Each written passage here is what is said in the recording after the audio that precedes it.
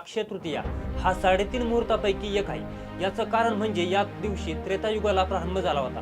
त्रेतायुगाच्या प्रारंभासोबतच एक महाकलहाचा अंत आणि नव्या युगाची सुरुवात झाली।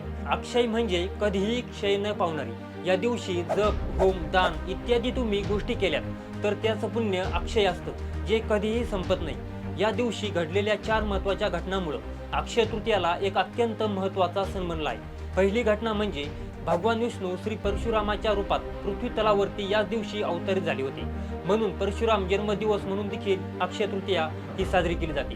दुसरी घटना, त्रेतायुगात भगीरथाने गंगा नदी पृथ्वीवर याच दिवशी आणली होती आणि या पवित्र नदीचे पृथ्वी तलावरती आगमन या दिवशी झाले होते, म्हणून गंगेमध्ये स्नान केल्याने आपल्या पापातून आपल्याला मुक्ती मिळते असं सांगितलं जातं। तिसरी घटना, कुबेर भगवान यांनी शिवपुरम नावाच्या ठिकाणी भगवान शिवशंकराला या दिवशी प्रसन्न केलं होतं। चौथी घटना अशी, महाभारताचा शेवट देखील याच दिवशी झाला होता असं आध्यात्मिक जाणकार सांगतात। आणि त्याचप्रमाणे सत्ययुग आणि त्रेतायुग याची सुरुवात देखील याच दिवशी झाली होती। या 4 घटना याच दिवशी घडल्या होत्या, त्यामुळे हा अक्षय तृतीया दिवस आपण साजरा करतो।